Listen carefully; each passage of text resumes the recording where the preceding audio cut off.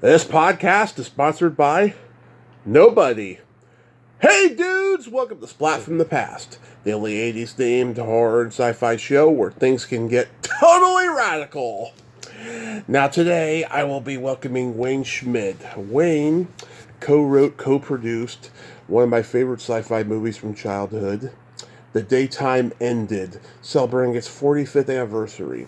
Overall, he'll be my fourth guest from it, but now I get to talk in depth with somebody about it, because I've talked to Richard Band, V. Neal, Ted Nicolau, who did various jobs on the movie, but I actually get to talk about the genesis, the origins, and, the whole production, and I can't wait.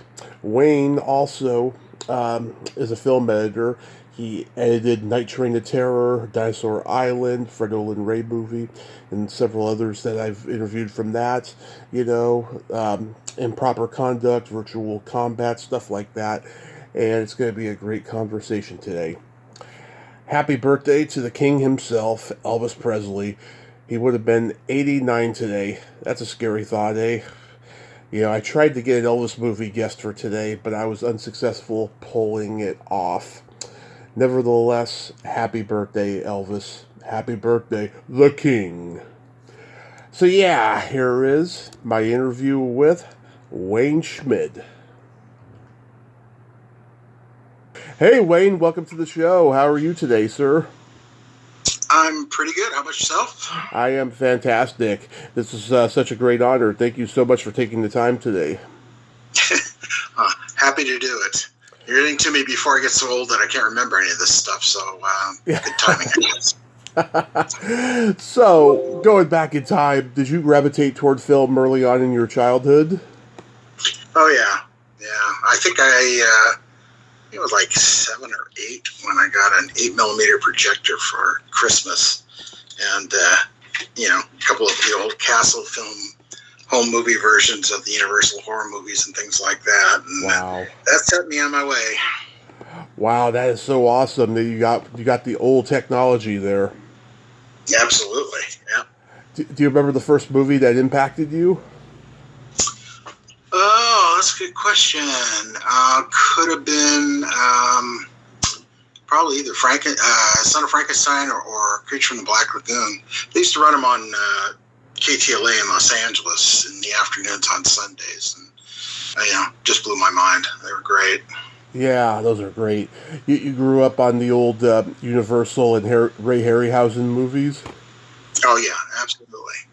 And then as I got a little bit older, I really got into Hammer films and stuff like that.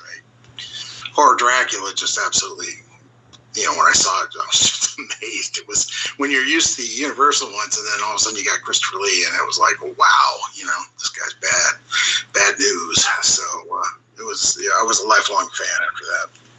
Yeah, it's amazing how those films impacted your generation and the ones after so much. It's astounding. Science fiction theater was huge when you were a kid, right? Yep, absolutely. Wow.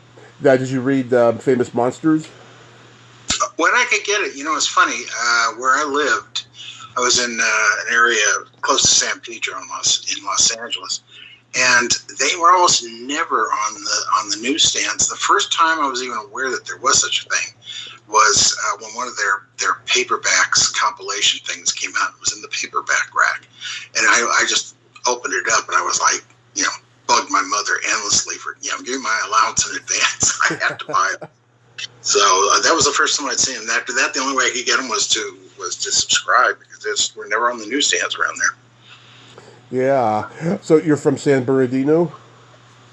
No, I'm actually from Rolling Hills. I don't know if you know where that is. Oh, yeah. Rolling Hills, Palos Verdes area. Yeah. So after high school, did you attend college? I went to junior college.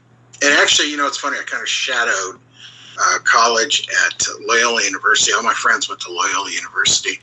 And I would go over there and, when they were doing their student projects, film projects, I would just hang out in the editing rooms, and I edited a bunch of their shows for them because I was really fascinated by the whole process. Yeah, so did you just study film while you were there? Somewhat, not really. I mean, it was my parents weren't exactly thrilled with my direction. I mean, they were like, yeah, okay, but as my dad said, he taught electronics, and he said, if you want to get into this, that's okay, because I can't help you at all. I know nothing about it, so I don't know. I can't give you any sage fatherly advice as to how to do this. So. Yeah, a lot of them back then couldn't. So while you're there, so what are you studying?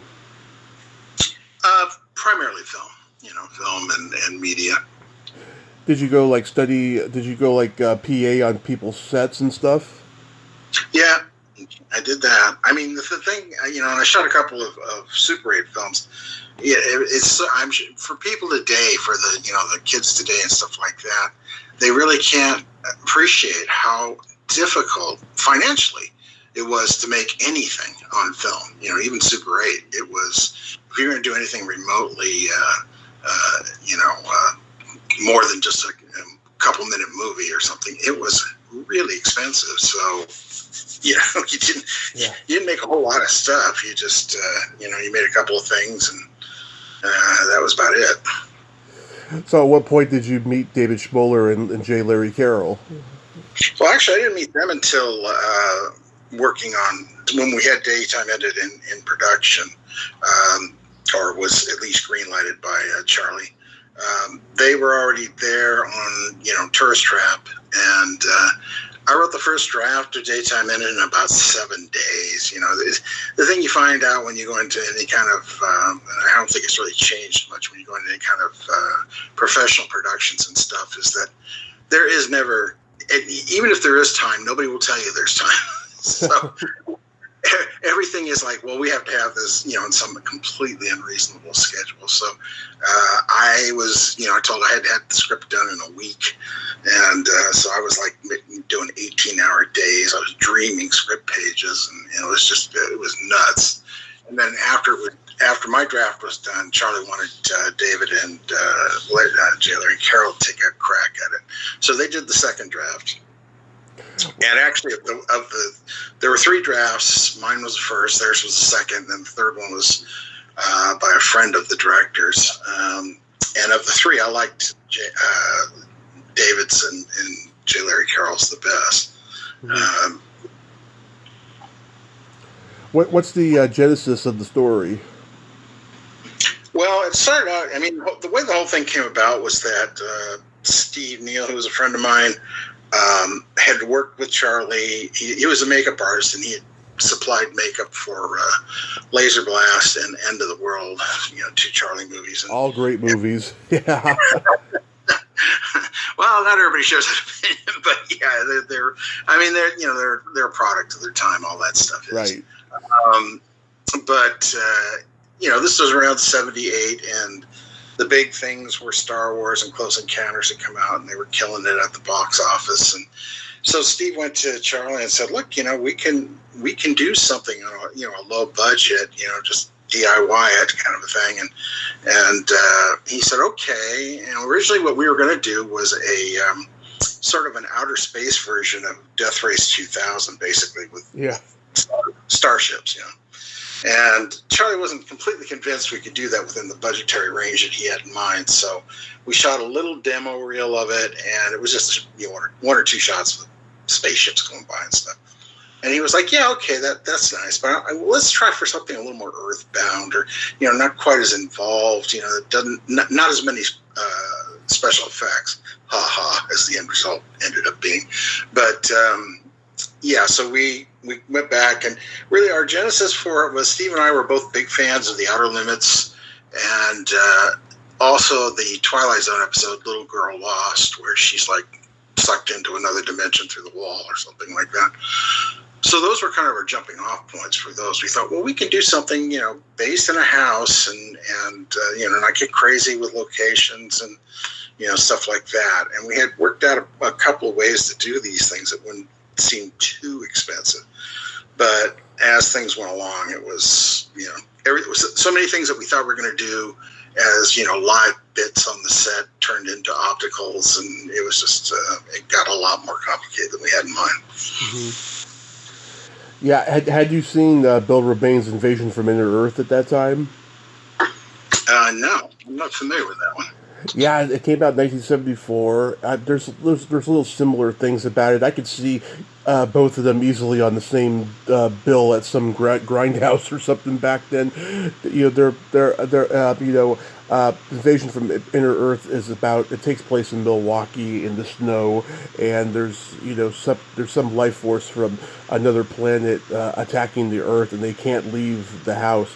And then at the end, near the end, they escape out, and then snow turns into daylight at the end of the movie, and so it has that same kind of hopeful, optimistic ending. Ah, interesting. Interesting. Yeah, I'll have to look that up. No, I'm not familiar with that one. Yeah, it's on YouTube. Okay.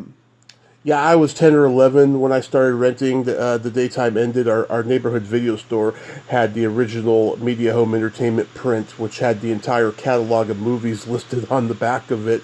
And that's where my love for the movie began. And it's something that always boggled my mind. After the end credits of the daytime ended on that print, they showed an R rating, movie theater R rating. It's not even rated R. No, I know. Yeah, that original media video cassette was what we shot it at Charlie's insistence in scope. So it's a 2:3:5 aspect ratio film, and it's like people go, well, why was that your vision or something? And it's like, no, that's what certain territories that Charlie wanted to sell the film in wanted. They said, it's got to be scope. So all right, fine. The only problem was that really complicated the effects and stuff like that. And also, when it came out on home video, it was a miserable, what they call center extraction, which is just basically they set the camera right in the middle where the frame is, and the whole, they don't, it's not even a pan and scan. It's just, so you had so many things going on off screen in that video cassette that it just made the film, a lot worse than it really is, although it's not a classic, but at least it plays a lot better in full frame, in scope. Yeah. Well, the analog technology for the VHSs back then was just so primitive and so early, that as it evolved, it got better. Not quite better, but it got much better. Well, that's it. And the thing was the video master for that version stuck around for well into the 90s. I mean, even when it came out on DVD the first couple of times, it was still that lousy, center extraction one. Just a couple of years ago for the 40th, that's when Charlie had it remastered in, for the Blu-ray, and finally it was in the correct aspect ratio. So that was a nice touch. How did Charlie come to produce the movie? Well, like I said, Steve had worked with him on Laser Blast and End of the World, right? And he was on a roll. I mean, I can't remember. I know that David and J. Larry Carroll's Tourist Trap shot before ours, but I can't remember if it was in production while we were doing ours or if they'd already shot it out. But he'd had that. He had another thing that was like a softcore thing called Fairy Tales that was shooting. And then after us was supposed to be David Allen's The Primevals. And so it was this whole kind of, I think Charlie was just basically, rolling the dice and hoping everything kind of lined up right. And unfortunately, there were a lot of money problems as we went along because he kind of overextended himself. But that's, he just basically said, okay, let's do this. And, that was the way it got, he got involved. Yeah, he brought people that he worked with previously, like Ted Nicolau, who I've talked to. He had just done Laser Blast before that and stuff. Yeah. John Cardos was a prominent B-movie director at the time. How did he get involved? Steve had worked with him on a thing called Kingdom of the Spiders with William Shatner. Oh, yeah. And Steve had done that, and he got along pretty well with Bud, and he thought, originally, which, in retrospect was probably not a bad call on Charlie's part, but we wanted to direct it. And, we didn't have the experience of doing a professional film. And Charlie said, nah, I'm not really comfortable with that. But if you've got somebody in mind, let's talk to them and see about it. And so Steve had just finished King of the Spiders, said, well, Bud Cardos, could possibly do it. So Charlie, interviewed him, talked to him, made a deal, and that's how Bud got involved. Yeah, he later said it was his worst film and not his favorite experience. But did him and Charlie get along? They really didn't interact a whole lot. I mean, we all had problems with Bud once we got into the show because it was just, like you said, Bud's background was really a more low budget Al Adamson type things. Not that our film was a big budget thing, but it was very ambitious and required a lot of interaction with other people, get things right and stuff like that. And Bud just kind of was like a blown with China shop about the whole thing, and we didn't have a great relationship. He didn't really respect us because he knew we didn't have the background and years of filmmaking or anything like that. Mm-hmm. So it was a tough shoot. It really was, and I would tend to say that he may have considered it his worst film, but I've seen some of his other ones, and I wouldn't consider it his worst film. I think there's other things better worse than the did. I know he passed away about 6 months ago or something like that. Was it shot in this desert area in LA? Yeah, it was shot out in Apple Valley, actually. The reason it ended up out there, this is an example of the kind of things that we had a production manager on the show that had to leave shortly before the show actually went into shooting because he had some sort of surgery he had to have done or something like that. But everything was chaos 2 weeks before we're going to go, shoot this thing. And I was talking to him about it, and he was this old veteran. He'd done, tons of movies and everything. He said, don't worry, they're always like this before you go. It's just everything is just completely disorganized and so on and so forth. But 2 days before he left, which was, right on the cusp of shooting, he said, no, you're right. This is a mess. He goes, I don't know. Good luck, kid, basically, and went off. But the reason that we ended up out in Apple Valley was that we had a sequence in it that's in the film where it's like what we called the graveyard shifts, where when the thing shifts to another dimension, what's his name looks out Jim Davis looks out the front and sees, a bunch of, it was supposed to be like a Bermuda Triangle type deal. And one of the things we had set up was to get a bunch of antique World War II planes. There was a area club that people that collected and restored these things. And they're beautiful, beautiful planes. And we asked them about doing it for the film. They gave us a quote on how much they'd want, and they said, "Well, it has to be in an area where we can land the planes." And so we went with this dry lake bed because that they could land on. And but he said, when we get there better be somebody there with a check because we've been ripped off by phone companies before, and we're not, Anyway, of course, nobody was there with a check when they landed, and they were highly annoyed. And then they, took off and strafed the place actually once or twice. But so we didn't end up. They aren't in the movie. We have a bunch of other stuff and some stuff that's, just map paintings and stuff like that. But that was the reason we were out in the middle of, God-forsaken country there, and it was, of course, a nightmare getting stuff out there. The only quote-unquote road that led out to where we were was this, I would just be generous calling it a dirt road, really. It was almost completely, about wrecked my suspension, my car getting out there a couple of times. But, it was just one of those comedy of errors. If it hadn't been for that, we could have shot it somewhere a lot closer, a lot more accessible. Yeah.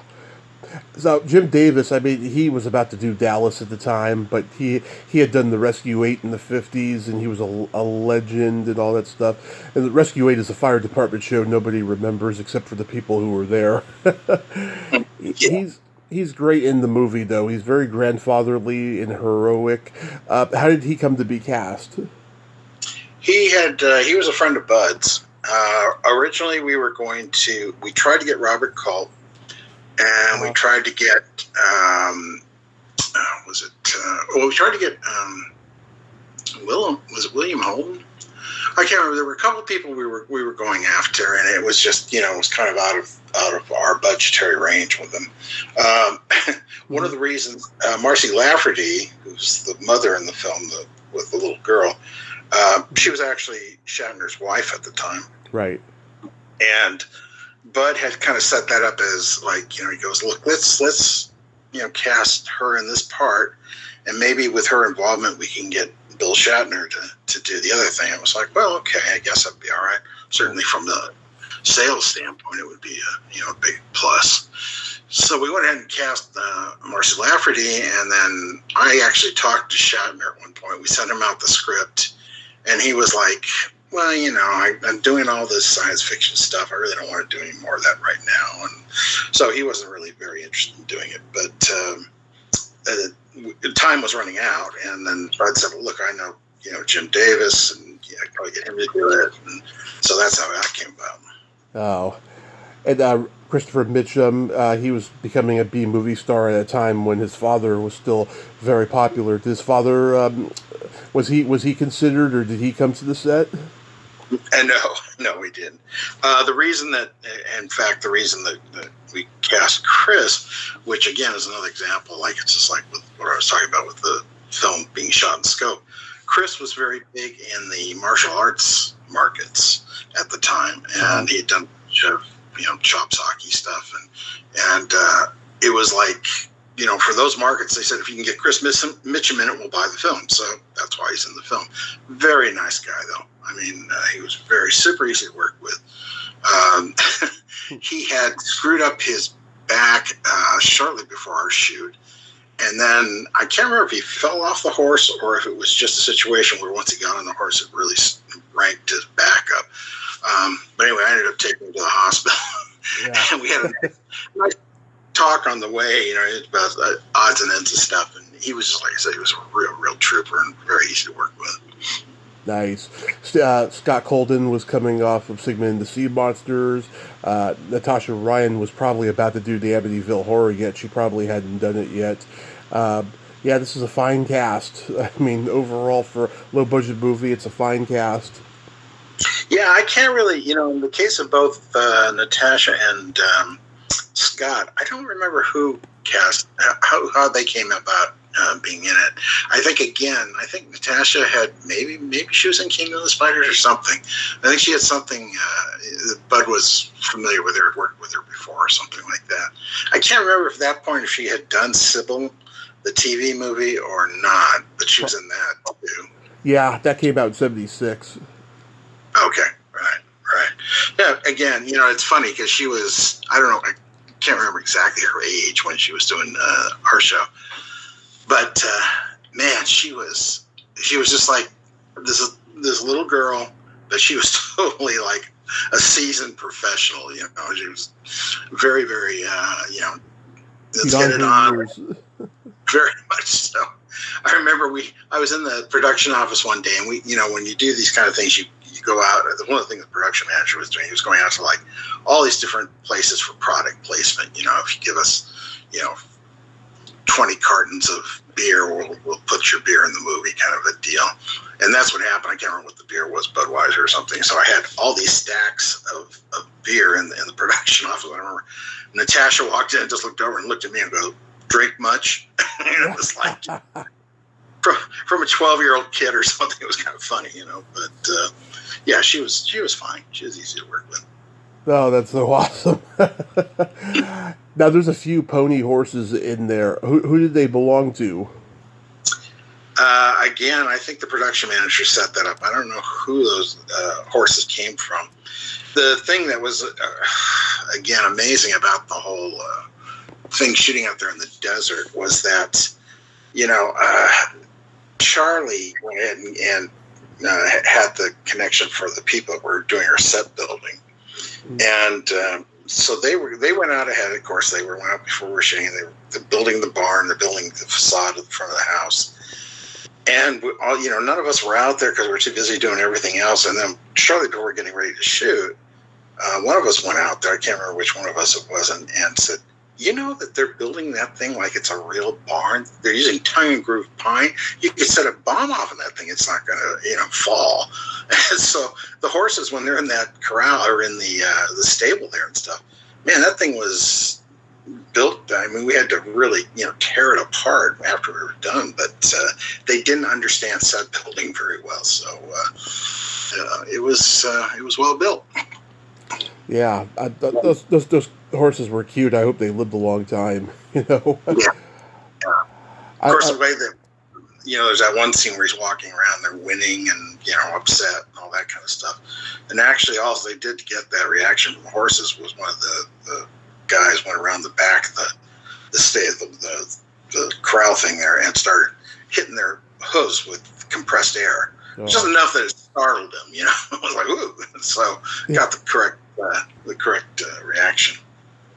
I love the creatures in this. They're very Harryhausen-like, which, is Charlie's signature in a lot of his movies. So were those like storyboarded and everything?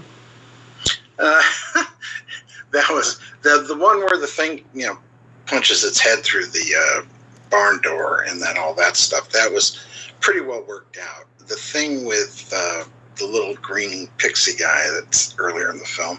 Yeah.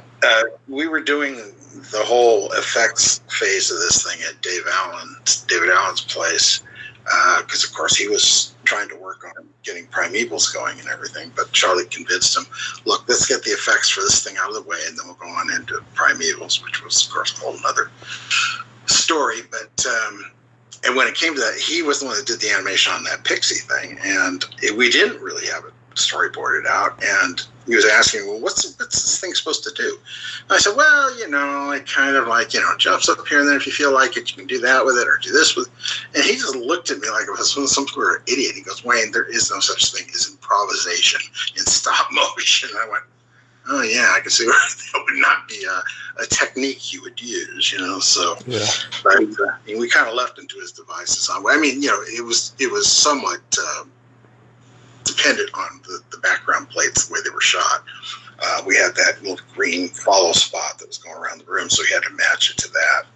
But much beyond that really wasn't storyboarded. Yeah, Richard Band I've talked to. I love his music in this. His music is very moody. It goes from dark to happy. a lot of his themes that he composes for his brother's movies. And V. Neal did the makeup. I've talked to her. One of my favorite interviews. She's just so much fun. You said that the Blu-ray has been out a year now or something? I think it was for the 40th anniversary. So if this is the 45th, then it's been out for 5 years? Is that right? 2019. You do a commentary track for it? Yeah, me and Paul Gentry did it. Originally, Steve was gonna join us on it, but he had something to do that day or something, couldn't make it. Yeah, our local Creature Features in the Bay Area plays it occasionally. Well, that's good. Yeah, it was on USA a bunch of times, and I can't remember the name of the show. And one of my favorites was actually USA Up All Night. Yeah, right. It was on that. But one of my favorite screenings of it, which are airings of it on TV, which was Los Angeles. I don't know. Are you from LA? I don't know. No, I'm born and raised in the Bay Area. Oh, okay. All right. Well, there was a guy in Los Angeles named Tom Hatton. Oh, yeah. Yeah. So he had like an afternoon movie thing where he would host stuff, and he ran it. And on the commercial breaks, he would try to talk a little bit about the background of the actors and this and that. And then we got to like the last two segments of the film. He just kind of went, well, now we're going to go back to the film. And if you understand what happens from this point on, give me a ring. Let me know, because I couldn't figure it out. So I thought, well, there you go. That was like the idea. Well, the Bay Area had two horror hosts before I was born, Bob Wilkins and then John Stanley. John Stanley would have been on at the time the daytime ended came out, so he probably showed it at least. Yeah. Like I said, it bounced around to a lot of the independent stations there for a while. Now, you ended up editing movies. Was that by design, or did you want to write more movies, but you couldn't get them made? Steve and I wrote another thing for AFCO Embassy that we were trying to get going, and nothing happened with that. And I actually went out of the business for a while. I worked for Hughes Aircraft for a couple of years, and then I got pulled back into films by a friend of mine who was an editor, who had been, consistently working as an editor. And he had a show that he was doing up in Salt Lake City.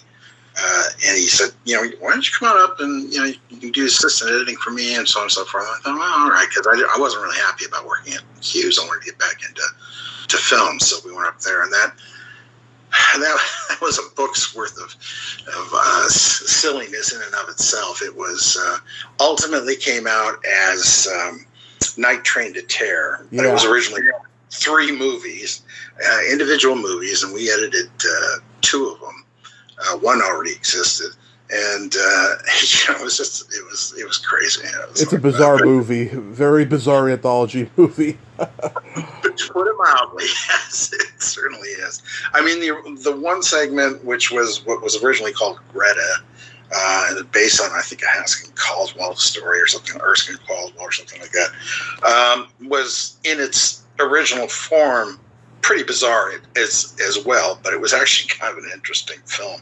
And I think the Vinegar Syndrome put out in fact, they did a commentary track for that, put out what was left of the original film of Greta as a supplemental thing on Night Train, because the negative was cut for Night Train and nobody knew where it went, and there was only like one that one video transfer that still existed. So I did a kind of a freeform commentary for that. Nice. Let's see, Dinosaur Island. I've talked to Fred Olin Ray, Jim Wynorski, Steve Barquette, rest in peace, Debbie Dutch, Michelle Bauer, I'm very close friends with. Any memories of anything stand out about editing that movie?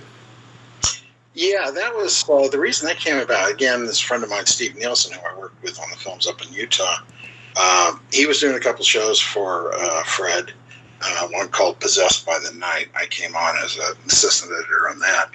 And then they were going to get ready to shoot Dinosaur Island. And at that time, nonlinear editing was just getting going, things like Avid and stuff like that. And there was a system called D-Vision that was a competitor. It was kind of a low rent version of Avid. And none of the editors at that point really had much experience in nonlinear. And I said, well, look, I'm willing to learn it. I'd be really interested in giving it a shot. So that's how I got the gig. And it was just it was fun. We edited it out of my house, actually. And Jim would come over some days, and we'd work on his scenes, and then Fred would come over some days and we'd work on his scenes. And it was just a lot of fun. Like you said, Michelle Bauer's a sweetheart. God, she's such a sweet lady. Oh yeah. And really everybody in that. God, what's the guy's name? I'm sorry, my mind is going. The main guy that plays the captain. Russ Hagen. Russ Hagen, there you go. Right. Yeah, Russ was a super nice guy too. And so I went out to the set or out to the locations a couple of times to see what was going on and things. But for the most part, I was just in the editing room for that thing. But it was a lot of fun. I really enjoyed doing it. You worked with Jack Mundra on Improper Conduct. Boy, you really know my background. Yeah. Yeah, I did actually. Yeah, we did Improper Conduct. Again, there was a period there where just, it was such a more efficient way and a quicker way to cut shows in nonlinear than on film, not to mention a lot less expensive. But again, I was coming off of Dinosaur Island. I did another thing called Talking About Sex, which was I don't know that it ever really got much of a release, but but at that point I'd gotten pretty proficient with this editing system, and so when you have that kind of a role going, so to speak, people pass your name around, and Jag, contacted me about doing this Improper Conduct, So I did that one, and actually the guy who was my assistant editor on Dinosaur Island was very, very knowledgeable about the computer aspects of the whole editing system. He and I tag teamed it and edited it, and I think we cut it in like 8 days or something like that, really fast. So, but again, Jag was again very nice guy. Did that. We're hoping we're going to do some more stuff with him, but time passed, and you got to make a living, so Yeah. you move on. Yeah, I grew up on his naughty erotica movies like Wild Cactus. It used to play at 2 a.m. on Cinemax for years and years. Even my dad knew it. Right. Yeah, those guys, they were really they were at the right place in the right time for making a lot of those shows that were just not terribly expensive, but they had a lot of avenues to get them distributed to, which kind of dried up this. The VHS market was huge, and Cinemax, HBO, Showtime, they were showing all those movies at 2 a.m. and just they were pulling in money with those. Right, exactly. Yeah, they were, and that's why Jag was really anxious to get this one finished and out, because they had something else coming in the door, and I can't remember what was coming next, but that one actually got a theatrical release, minimal theatrical release. And it got a really good review in the LA Times, which was, it was like, oh, okay, that's cool. We did it so fast, I didn't really have much chance to think about it from an aesthetic standpoint. I mean, pretty much gave Jag whatever he wanted and let it go with that. Yeah, because the grindhouses were completely gone, and if the daytime ended had been made 15 years later, it would have went right to video. Oh, absolutely. Yep. That's for sure. It was kind of funny because when it came out theatrically, it was distributed through Compass International, and they had this little show that was shooting at the same time as ours called Halloween. And Erwin Yablans, when because we went way over budget on our show, because there really wasn't a set in stone written out budget. So, I mean, we had an idea ballpark of what it was going to cost. But, because so many things turned out to be a lot more complicated to do and everything, we went quite a bit over budget. And I remember I was at Erwin Yablans' office, and he was having a fit. And he was like, I've got this other goddamn movie I'm shooting, Halloween, that's it's right on budget. It's $300,000. I don't have any problems with that film. And why can't you guys be more like that? I don't know. But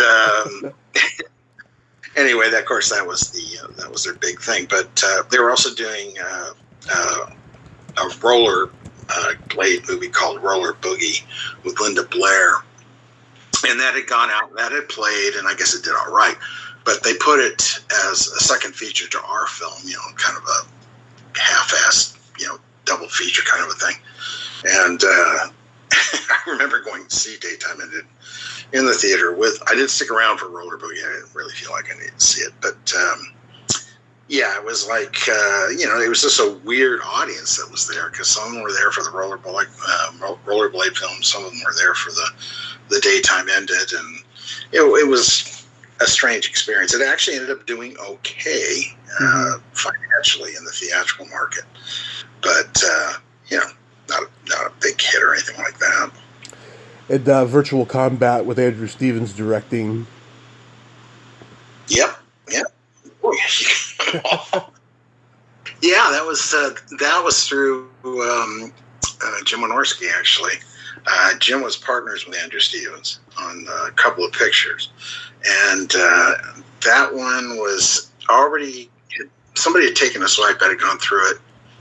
They weren't happy with the editing on it, so I came in and I did a second run at it, and worked out fine. Got along very well with Andrew. He's a nice guy. Yeah. So what do you got going on these days? Well, frankly, at the moment, I'm retired. Yeah.